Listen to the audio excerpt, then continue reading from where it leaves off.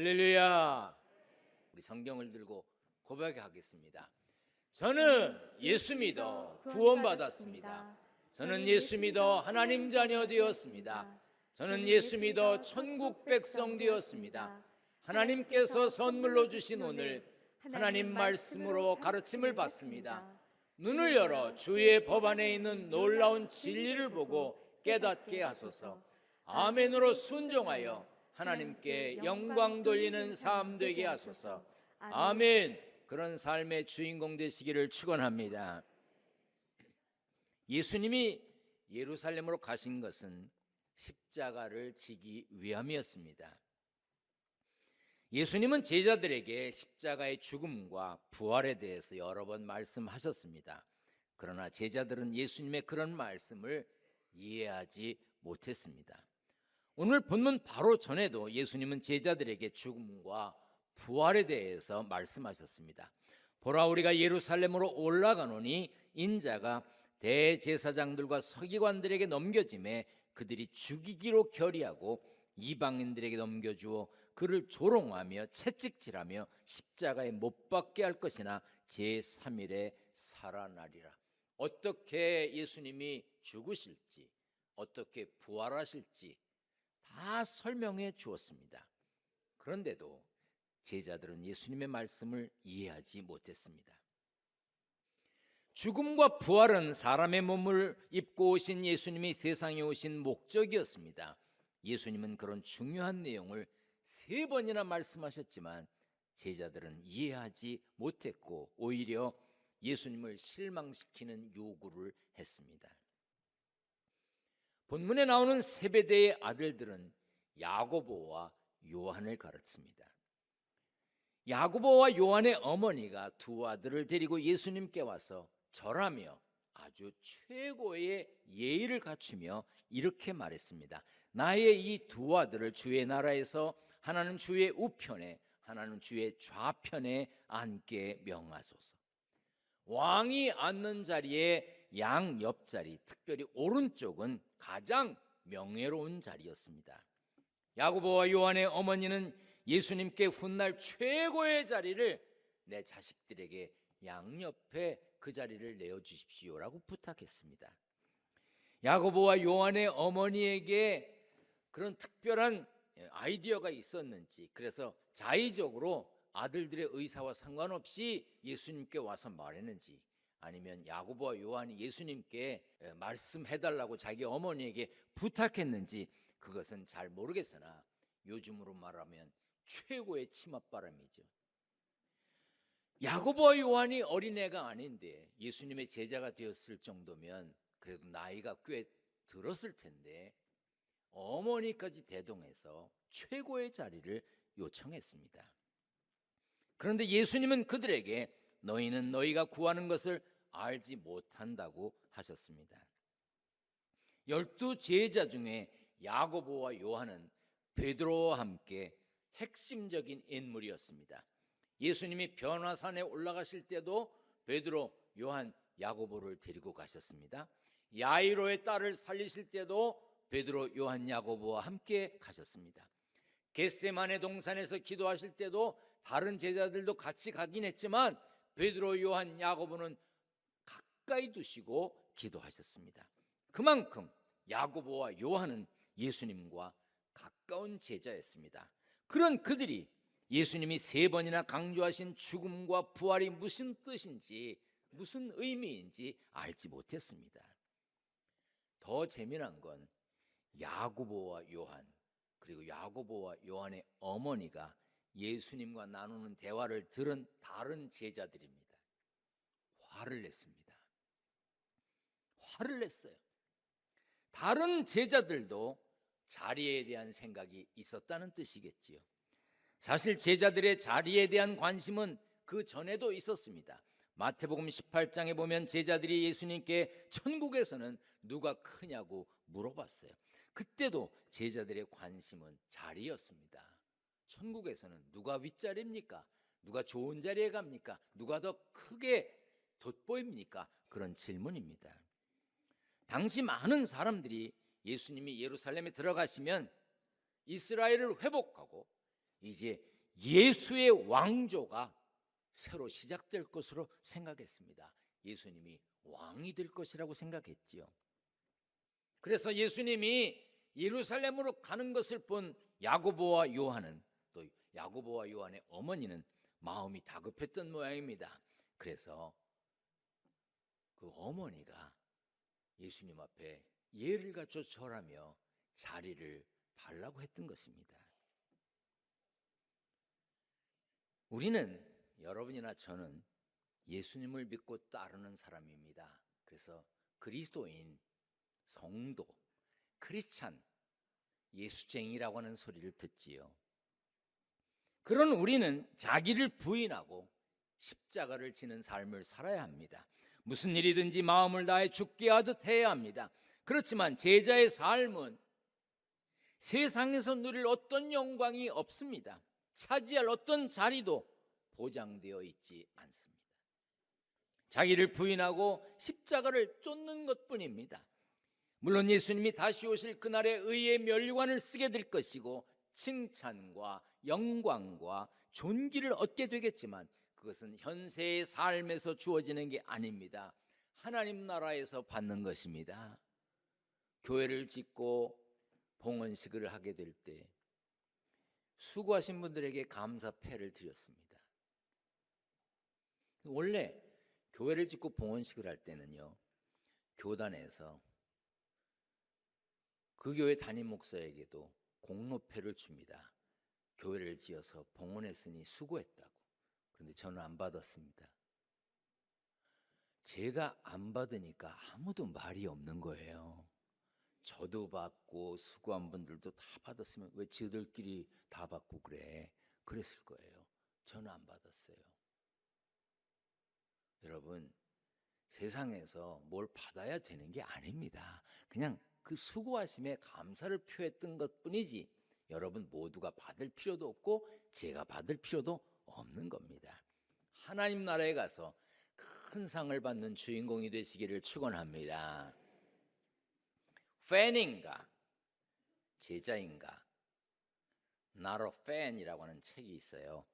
카일 아이들먼이라고 하는 사람이 쓴 것인데, 요즘 예수 믿는 사람들 제자가 아니라 팬이 많다는 거예요. 제자가 아니라 팬에 가깝다는 것입니다. 팬은 뭐죠? 누군가를 열정적으로 좋아하는 사람을 팬이라 그럽니다. 여러분들도 가수나 영화배우나 탤런트 중에서 좋아했던 혹은 좋아하는 사람이 있었거나 있죠. 요즘은 나이가 꽤 드신 분들도 아주 그 신세대 어린 배우들이나 가수들을 막 좋다고 막 이러는 분들이 있더라고요. 있잖아요, 그죠? 아유, 없는 척하고 그래. 저는 있었어요. 중학생 때 사춘기가 시작될 때 초원의 빛이라는 영화를 봤어요.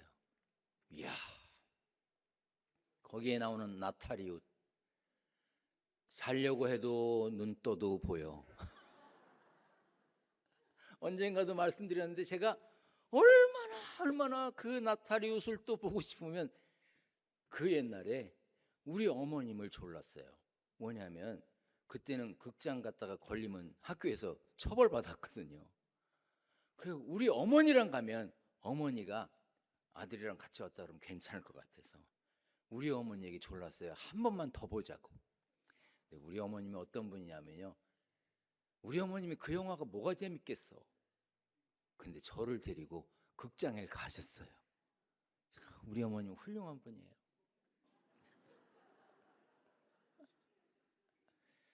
그리고 나탈리오 사진이 이렇게 그 조그맣게 이렇게 만들어서 팔기도 했어요. 저 그거 많이 갖고 다녔어요. 가방에 넣고 다니다 틈만 나면 열어보고 그랬어요.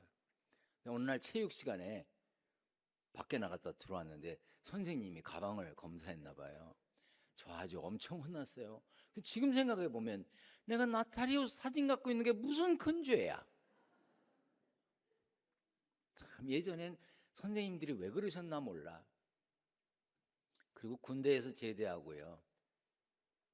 TV를 보는데 탤런트 중에 정말 단아하고 말 한마디라도 얼마나 예쁘게 하고 얼마나 점잖은지, 야, 정말 좋다.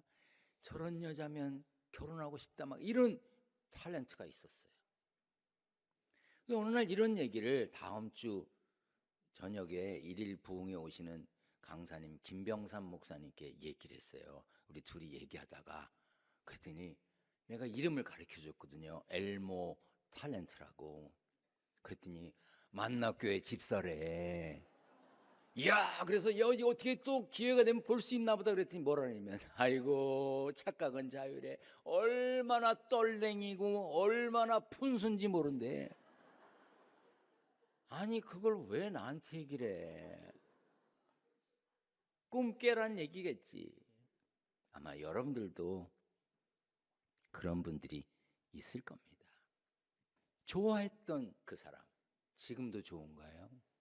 팬은요 영원히 지속되는 게 아니에요. 잠깐 좋은 거예요.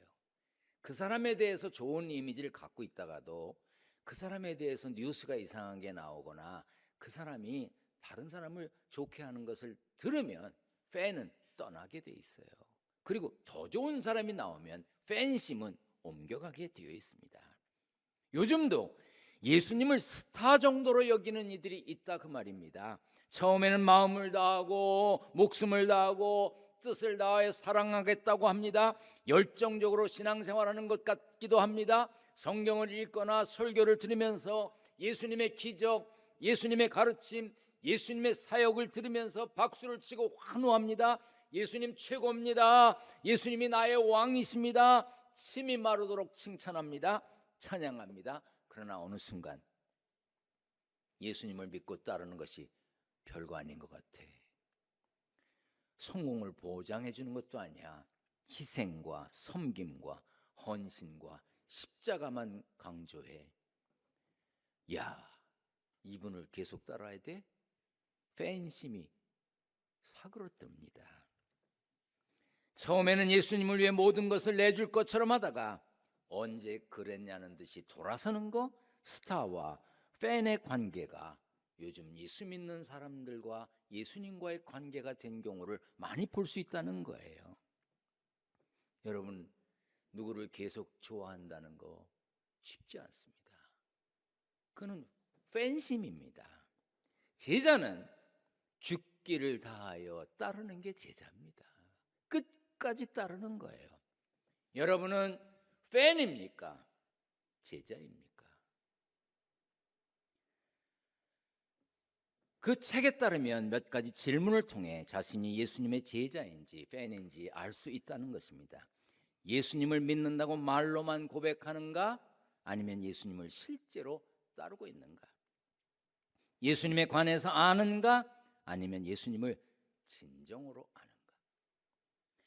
예수님은 여러 애인 중에 한 명인가? 아니면 하나뿐인 애인인가? 안보다 밖에 더 신경 쓰고 있는가? 자기 힘을 믿는 팬인가? 성령 충만한 제자인가? 뭐든 적당히 하고 있는가? 전부를 포기하고 있는가? 예수님은 제자를 부르셨지 팬을 찾지 않으셨습니다. 하지만 예수님의 십자가의 고난과 죽음 앞에서도 제자라고 말할 수 있는 사람이 그리 많지 않다는 게 문제입니다. 야고보와 요한 그리고 다른 제자들도 예수님의 부르심을 받고 예수님을 따랐습니다. 그러나 예수님이 십자가에 달려 돌아가셨을 때 예수님 곁에 아무도 없었습니다. 예수님을 따르던 12 제자도 결국 예수님께 잠시 열광했던 팬에 지나지 않았습니다. 예수님은 예수님 우편 좌편에 앉혀달라는 제자들과 그렇게 말하는 제자들을 미워한 제자들에게 이렇게 말씀하셨습니다. 같이 읽겠습니다. 시작. 이방 사람의 통치자들은 다른 사람의 주인이 되려고 한다는 것을 너희가 안다. 그 고관들은 사람들에게 권력을 행사한다. 그러나 너희는 저희들과 같이 되어서는 안 된다. 누구든지 너희 중에서 높아지려면 먼저 섬기는 자가 되어야 한다. 만일 누구든지 너희 가운데서 첫째가 되려면 너희의 종이 되어야 한다. 세상은 다른 사람의 주인이 되어 다른 사람을 부리려 하고 권력을 행사하려고 합니다. 실제로 고대 근동의 왕들은 자신을 신이라고까지 주장하면서 폭정으로 백성들을 다스렸습니다. 로마의 황제와 각 지방에 있는 황제 대리인들도 대체로 잔인하고 폭력적으로 통치했습니다. 그러나 예수님은 크고자 하는 자는 섬기는 자가 되어야 하고 으뜸이 되고자 하는 자는 종이 되어야 한다고 했습니다. 세상의 관점으로 보면 섬기며 사는 것은 행복하지 않습니다. 그래서 섬김 받으려고만 하지요. 그러나 예수님은 크고자 하는 자는 섬기는 자가 되고 으뜸이 되고자 하는 자는 종이 되라고 하셨습니다. 그리고 몸소 예수님이 섬기는 자가 되셨습니다. 우리 같이 읽겠습니다. 시작. 인자가 온 것은 섬김을 받으려 함이 아니라 도리어 섬기려 하고 자기 목숨을 많은 사람의 대속물로 주려 함이니이다. 그렇다고 해서 예수님의 말씀을 오해하면 안 됩니다. 높은 자리에 올라가면 안 된다는 얘기가 아니에요. 여러분 직장 생활 하십니까? 어디에 속해 계십니까? 일 잘하시고 인정받아서 윗자리로 올라가는 복이 있길 바랍니다. 여러분의 자녀들도 마찬가지입니다. 높은 자리에 올라가는 것이 나쁘다는 게 아니라 거기에서 어떻게 일하며 그 자리에 어떤 자세로 앉아 있느냐가 중요한 것입니다. 교회의 직분, 집사, 권사, 장로는 직위나 계급이 아닙니다. 차츰차츰 높아져야 하는 것이나 높아져야만 꼭 자랑스러운 그런 것도 아닙니다. 오히려 종처럼 낮아지고 섬겨야 하는 직분입니다. 교회 규정, 교회법에 따르면 권사는 입교인 18세 이상 된 세례교인 10명에 1명을 둡니다. 그것도 예전엔 15명에 1명이었는데 요즘 줄었어요. 10명에 1명으로. 그것은 권사 한 사람이 10명을 가르치거나 다스리라는 이야기가 아닙니다. 권사 1명은 적어도 10명의 섬기는 자가 되어야 한다는 뜻이에요. 장로는 입교인 18세 이상 된 세례교인 30명에 1명을 두게 되어 있습니다. 적어도 장로 한 사람은 30여 명의 종, 섬기는 이가 되어야 한다는 뜻입니다. 예수님은 우리에게 세상의 소금과 빛이라고 하셨습니다. 빛을 발하기 위해서는 이렇게 환해지려면 무엇인가 지금 타고 있어야 합니다. 그래서 열을 내야 합니다. 그래서 그 열을 전달해야 하고 그것을 다시 빛으로 바꿔서 우리가 지금 환한 자리에 있는 것입니다. 소금이 짠맛을 내려면 그 자신의 몸은 녹아져야 됩니다.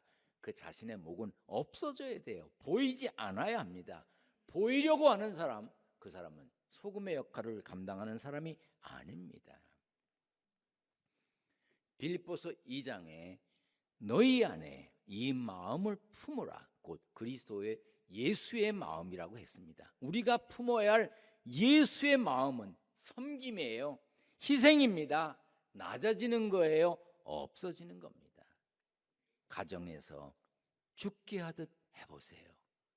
왜 가정에서 문제가 생기죠? 부부간에 왜 갈등이 있죠? 서로 높아지려 하기 때문이에요.